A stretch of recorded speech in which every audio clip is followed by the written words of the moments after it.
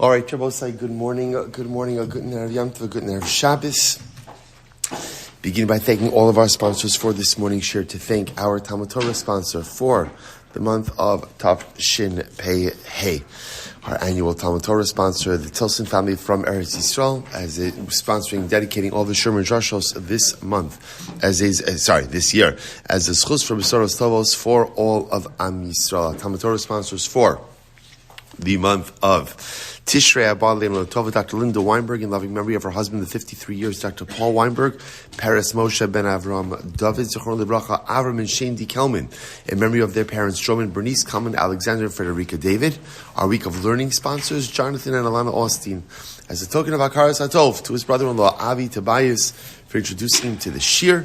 May HKBH Baruch Hu continue to give us all the strength and wisdom to keep on swimming through the Yam Shel TALMUD as we journey to complete Shas B'Sha'a Tova U'Mitzlachos.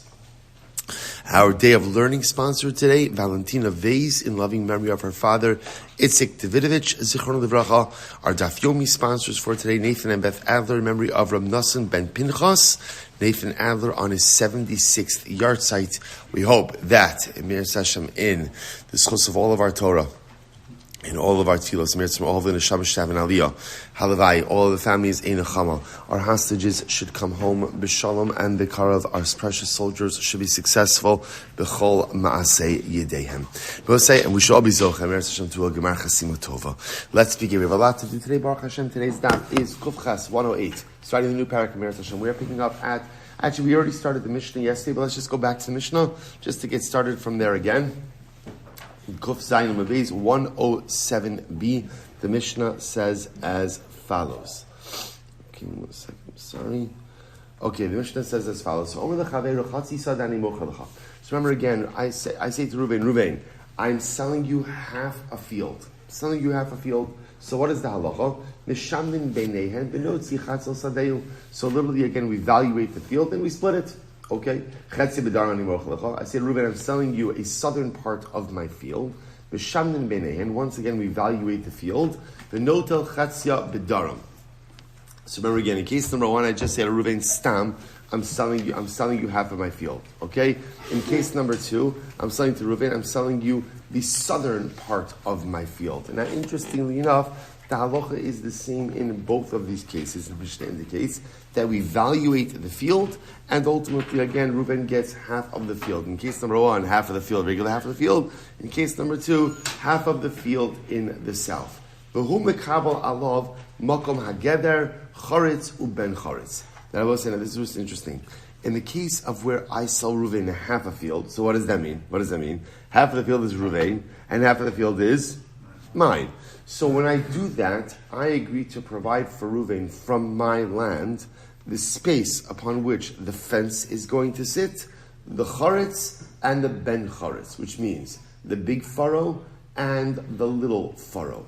The kama, we'll see what these furrows are for. The kama hi charetz, how large is the furrow? Shisha tfachim, 6 tfachim, uben charetz shlosha.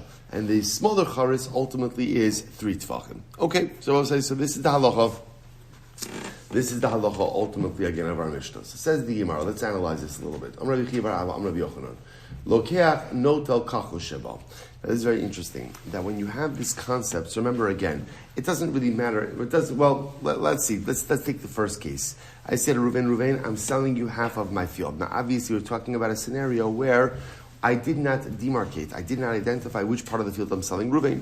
So now comes along the Gemara, comes along Rabbi Yochanan, and he says, Reuven takes the weaker part of the field. In other words, because we did not identify which part of the field Reuven is taking, therefore Reuven only has the right to go ahead and take a weaker part of the field. Look at the Rashbam.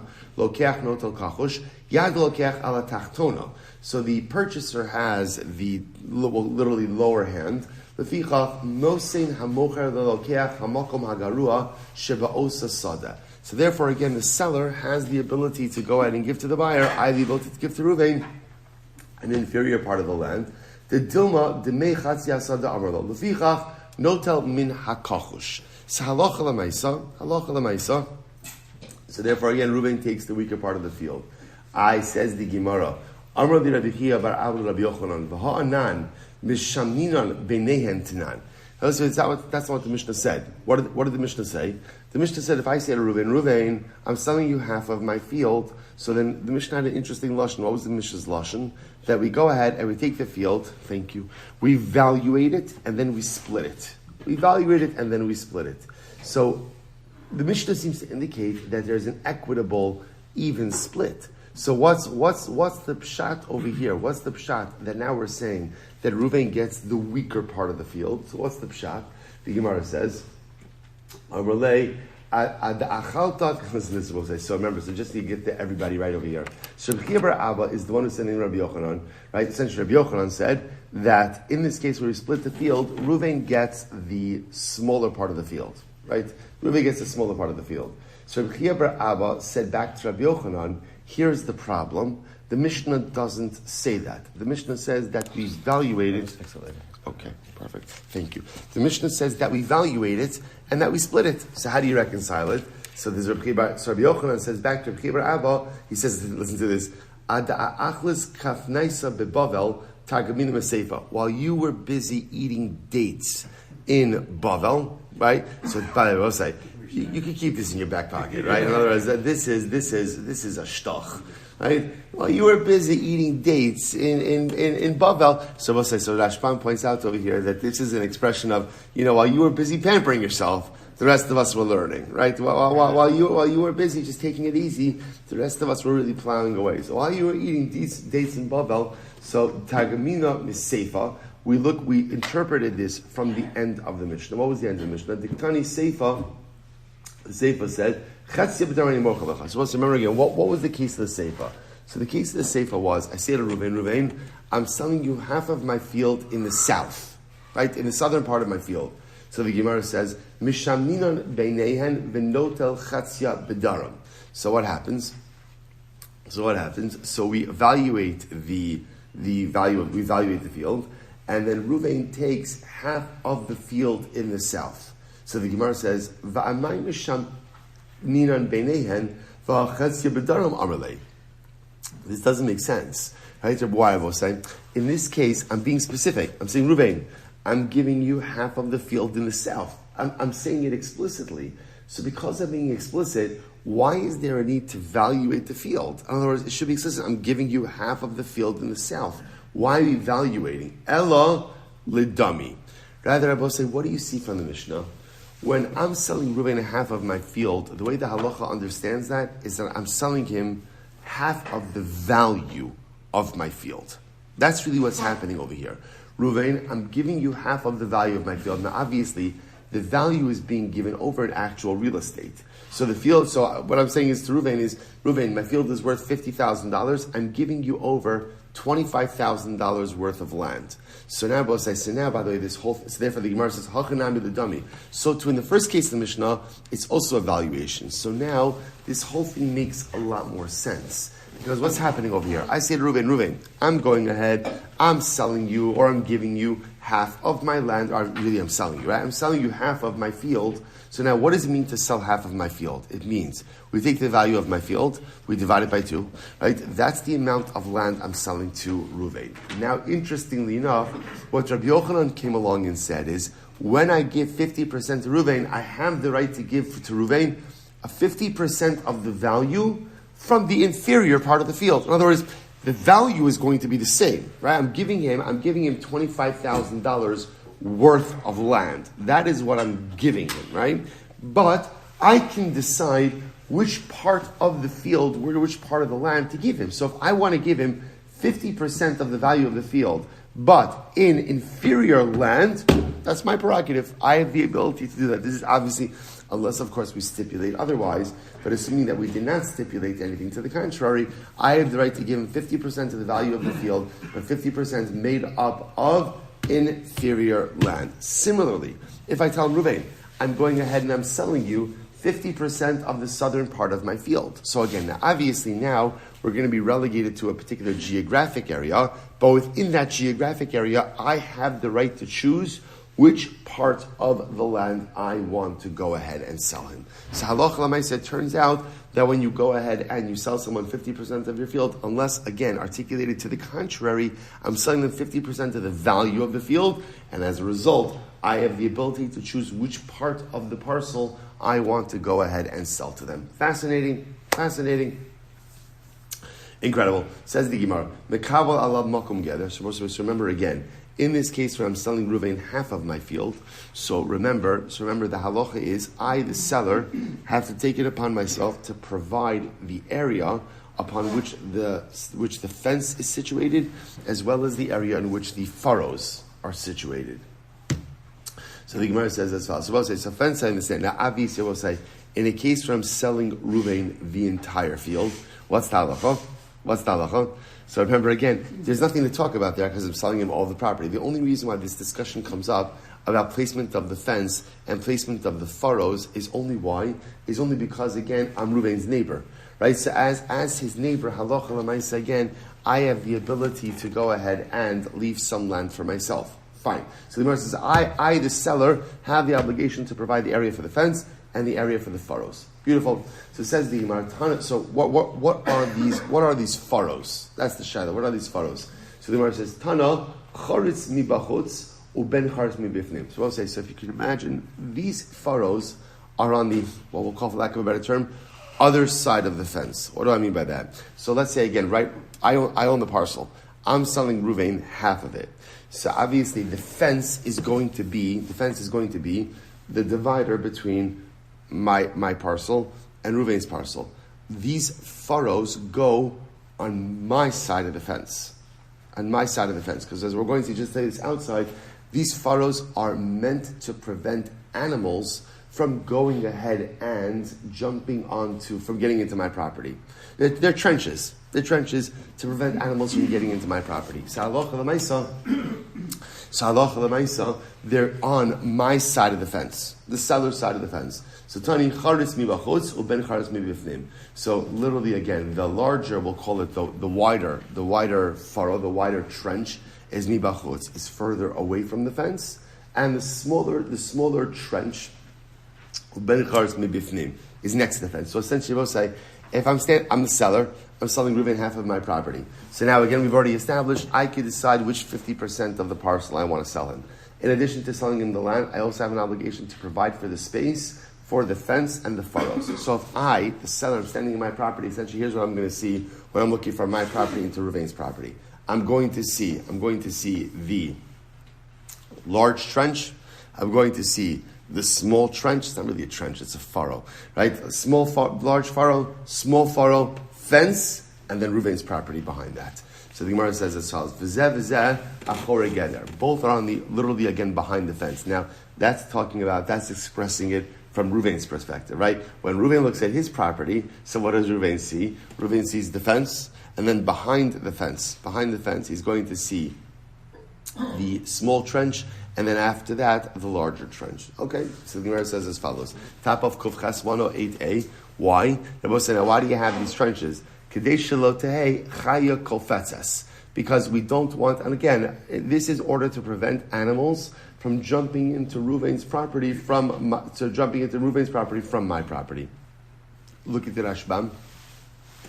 Tab Rashbam 108a. Kadesh lo take ofetzes ala geder itzterich charetz uben charetz. So essentially, what I don't want is I don't want animals, or I should say, Ruvain, the purchaser, doesn't want animals jumping on the fence and then coming into his property. So these trenches, these furrows, prevent animals from going ahead and coming in.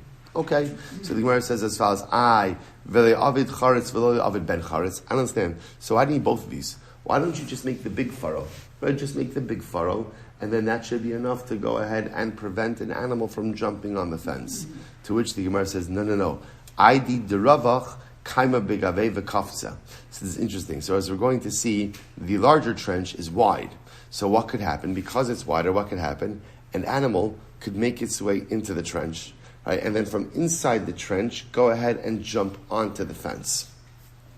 Okay, so the Gemara says, "As v'le aved ben charetz." I said, then just make the smaller trench, right? That should be easy. Just make the smaller trench, eliminate the larger one.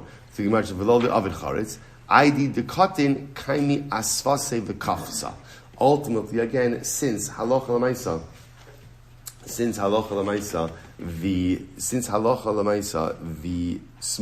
smaller trench is narrow, what could happen? The animal could stand on the side of the trench and ultimately, again, jump onto the fence. By the way, I both say, I'm sorry, beforehand, the Mishnah said, I should have repeated it now. The Mishnah, remember, gives the shiurim, gives the sizes of these trenches, right? The large charetz was 6 tfachim in width, and ultimately, again, the smaller trench was 3. So there's at least 9 tfachim of space, of trench space, we'll call it, in between, again, the end of my property and the fence dividing Reuven's property. I have a kama bein charetz l'charetz, and how much space was there between the large furrow and the smaller furrow? Tefach. So essentially what you had, Abosai, was a 3 tefach smaller furrow, 1 tefach of space, just the opposite. 6 tefachim of a larger furrow, 1 tefach of space, and then 3 tefachim ultimately again of smaller furrow. Okay, and then the fence. And all of this was meant to keep animals off the fence and going ahead and keeping those animals out of Reuven's property. Incredible. Hadr Allah, base car. Ozai, Mazel Tov. Mazel Tov. What a schos, Baruch Hashem, to go into Yom Kippur finishing a parak of Shas. Baruch Hashem. Incredible. All right, let's begin. So now, we are coming into the wide world, exciting world of inheritance. Never did you know that inheritance could be so interesting. But alas, I'm going to prove you wrong. Says the Gemara, Yesh nochalin uman chilin. So it's a really interesting Gemara over here. Now we're going to see there are different relationship groups. What do I mean by that? So yesh nochalin umanchilin. So let's just get all the shonos over here. Nochalin means to inherit. Manchilin means to bequeath. Right? So I inherit something from someone, and I bequeath something to someone. So there are certain relationships, there are certain people who inherit and bequeath. Nochalin umanchilin. That's category 1. Yesh nochalin v'lo manchilin. Then category 2, there are people who inherit and do not bequeath. Manchilin v'lo nochalin. And then there are people, interestingly enough, who bequeath but do not inherit. And then there are people, lo nochalin v'lo manchilin. And ultimately, again, there are people who do not inherit and do not bequeath. So both say these are the different categories of individuals. Okay, so now the Mishnah is going to go through each of these categories and discuss. Ve'elu nochalin umanchilin. These are the people ultimately who inherit and bequeeth. Who are they? Ha'av es habanim va'abanim es ha'av. Okay, so first case I will say is a father inherits from his son. Now what we're going to see is what this really means is a father can inherit from his son. Remember, again, I will say one of the things that we're going to work on, which is going to be really interesting, is the order of the inheritance order. Right? So obviously, a father is not a first position inheritor for his son. Right? The son's son is the first position inheritor. What it's just saying is that technically, a father is in the line of inheritance. Right? He is a potential inheritor for his son. So if the son predeceases the father, chas v'shalom, the father could inherit the son, va'abanim es ha'av, and a son could inherit his father. Right? A son could inherit his father. Vice versa. So these are examples, by the way, these are examples of people who inherit and bequeath, right? A father inherits his son, and a father bequeaths his son, or bequeaths to his son? To his son. Bequeaths to his son, right? A son inherits his father, and a son could bequeath to his father. Good. Ha'achin mina'av, nochalim achilin. Similarly, again, paternal brothers. Paternal brothers ultimately, again, can inherit from each other and can also bequeath. So again, I will say, I just want to be clear. All we're talking about are the people who technically can inherit and bequeath to each other. It doesn't mean that they are the first position inheritors or bequeathers. Just, it's possible. Next. Ha'ish es imo. Good. So all these people, nochalim achin. So that's our first category, right? So father to son to fathers, paternal brothers, all of the ability to inherit and bequeath. That's category 1. Category 2, ha'ish es imo, a son, right, or a man and his mother. V'ha'ish es ishto, or a husband and his wife. U'bnei achayos.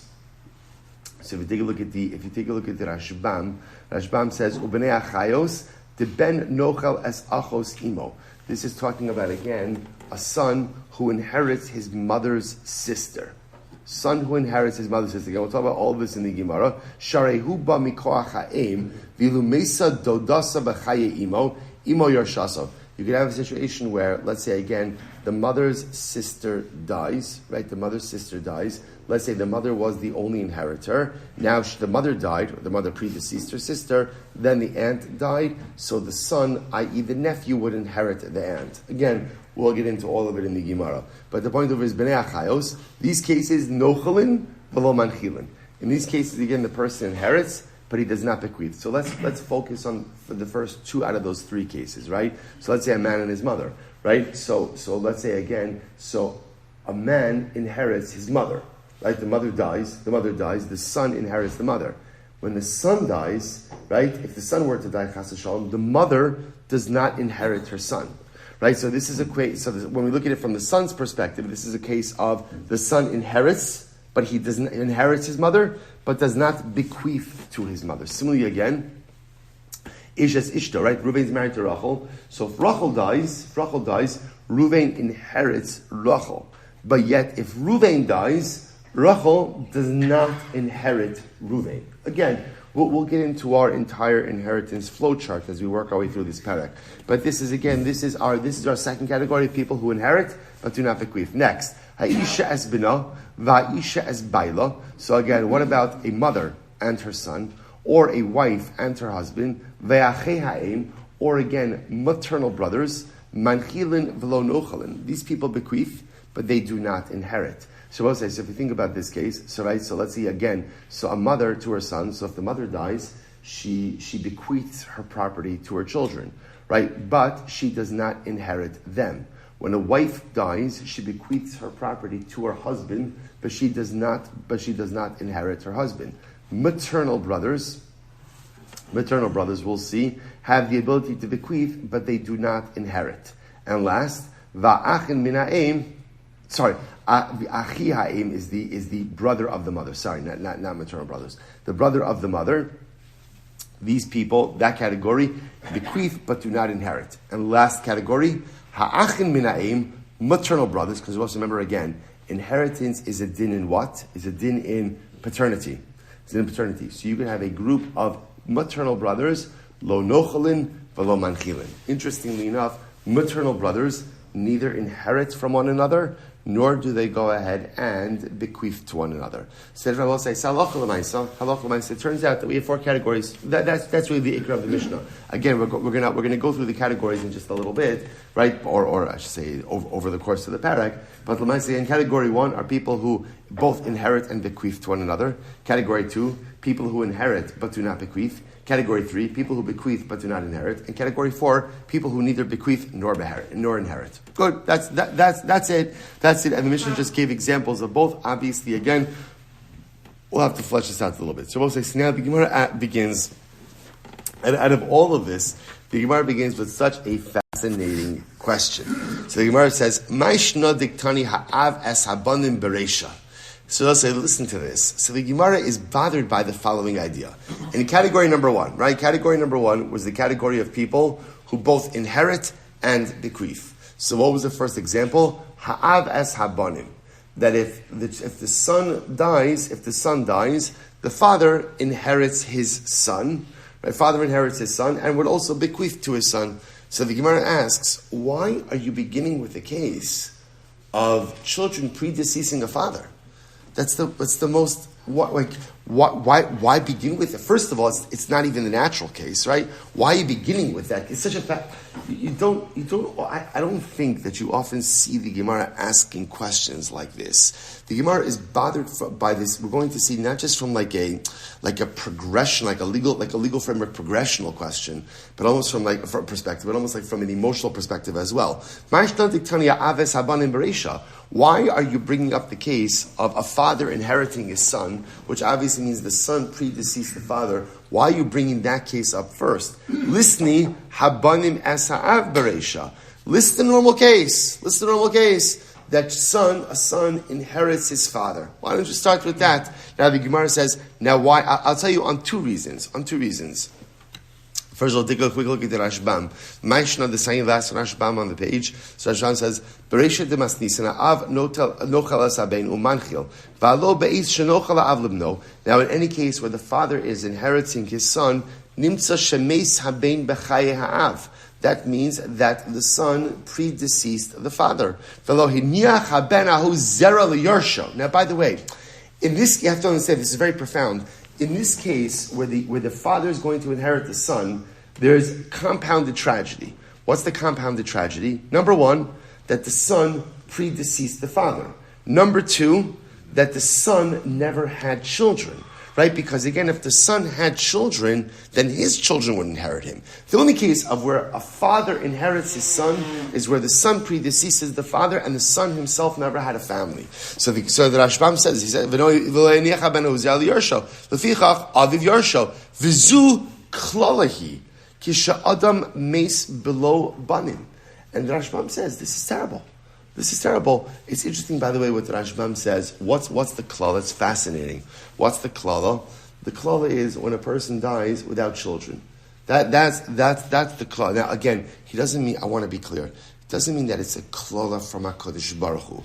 What he means is, it's devastating for a person. It's devastating for a person. So as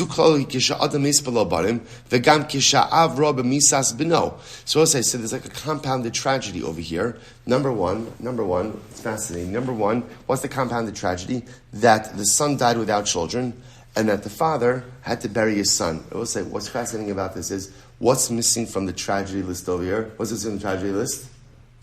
That the son died early. So I will say, it's a fascinating yesod.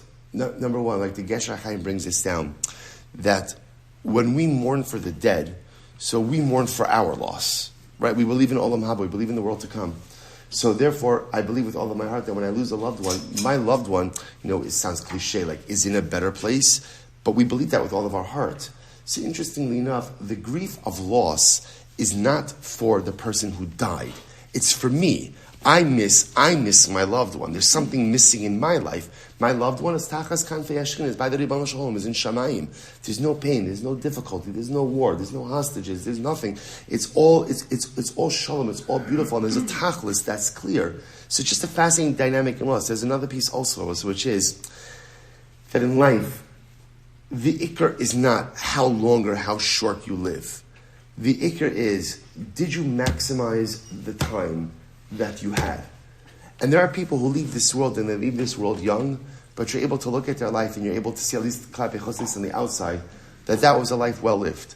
And I will say that is the ikr, and this is something profound for us to contemplate, especially on this day of Erev Yom Kippur, that obviously we all want longevity. That's what we want, right? We all want and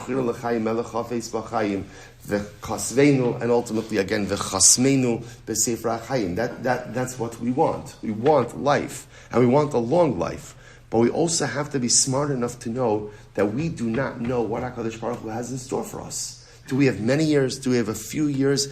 That's part of a divine calculation that's way above our pay grade. Our ikr is to make sure that we're maximizing every single day. Because if chas v'shalom, it turns out that it's not a life as long as I expected, I don't want to be caught by surprise. I don't want to be one of those people that said, I thought I had all of this time to do all the things that I wanted to do, and then it turns out I didn't have all the time. The ikr of successful living is, the expression of live every day like it's your last. But Lamais, I think it's said more like in a much more like hedonistic perspective. But there's a chachma to it. Right? We call it shuv yom echad lifnei mosecha. So we call it do tshuva one day before you die. That's how Chazal frame it. But it's the same yisod. Maximize your life. Make sure you're maximizing every day. Accomplish whatever you need to accomplish. Do whatever you need to do. Because we don't know how much time we have on this earth. Halavai, we should all be gebenched with long lives. But the ikr is not how long you live. The ikr is what you do with the time that the Ribono Shel Olam has given you. So we want long lives, but you can't count on, we have no idea. So instead, my Kabbalah is maximize every day. Make sure I'm accomplishing. Make sure I'm doing. Make sure I'm not procrastinating. Whatever has to get done, get it done, and get it done now, and get it done well. The tragedy that Rashbam talks about is the tragedy of a father seeing the loss of his son, right, and the son dying without children. That's the tragedy. That's the tragedy. That he died young, hopefully he lived a good life. If he lived a good life, then he's in Shamayim now, and he maximized the time that he had in this world. Incredible. So back to the Gemara. Overwhelming Gemara for us to contemplate on Erev Yom Kippur. So the Gemara says as follows. So the point over here is, why he's starting with the case of the son who predeceased the father. It doesn't make any sense. To which the Gemara will say, Am Yisroel, va'od kidichsev, ish ki yamus uben ein lo. Furthermore, again, I will say, the Pasuk, when speaking about inheritance, speaks about the case of a man who dies and he doesn't have a son. In other words, I will say, the way the Torah frames the laws of inheritance is talking about a father who dies and then how his estate gets divided up by his family. So the Gemara is essentially asking a twofold question. Number one, why start the Mishnah with what we'll call tragic circumstances? Why do that? And number two, it doesn't even make sense according to the flow of the Torah. The Torah itself talks about the death of the father first, which the Gemara says, so this is interesting, because since now said the concept that a father inherits his son is not a biblically explicit concept, but rather, as we're going to see, it is a concept that is learned out from a drasha. So we see this many times, that Mishnayos, right? So the Rabbanon, they get excited about drashas. They'll say, by the way, another tremendous Musar skill. What gets you excited in life? So for some people, it's the Orioles. For some people, it's the Ravens. For some people, it's their family. And for some people, it's drashas in the Gemara. You could tell a lot about a person by what gets them excited.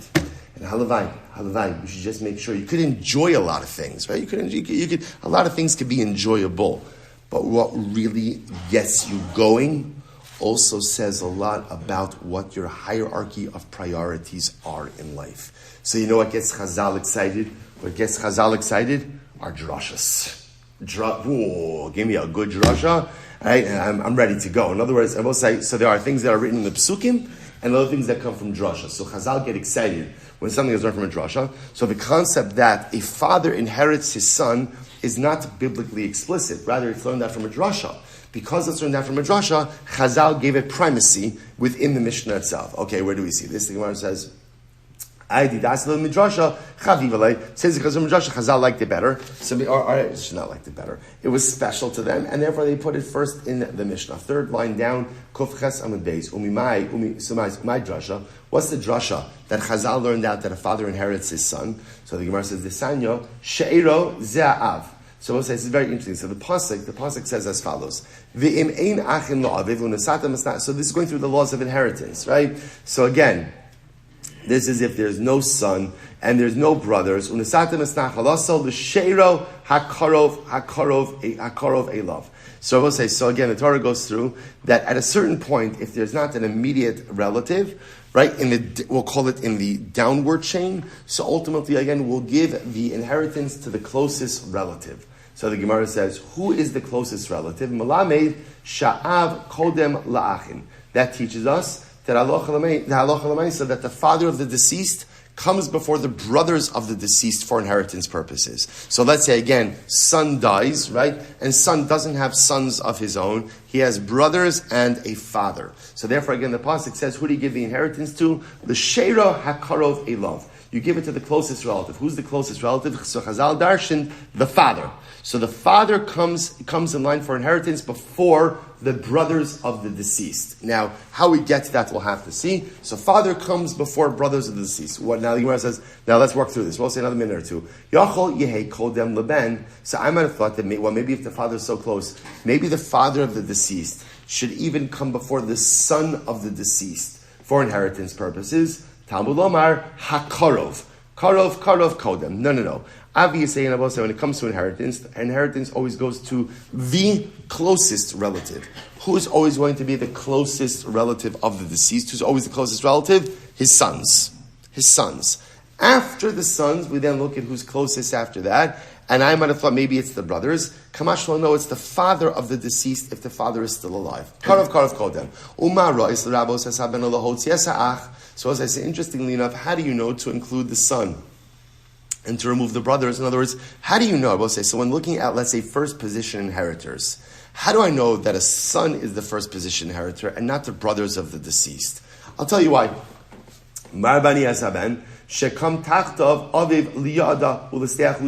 So let's remember again, because a son comes in the place of his father for two things: yiyud and steachuza. What's yiyud? If let's say father has an ama ivriya, a Jewish maidservant, so there's a concept that ideally he's supposed to marry her.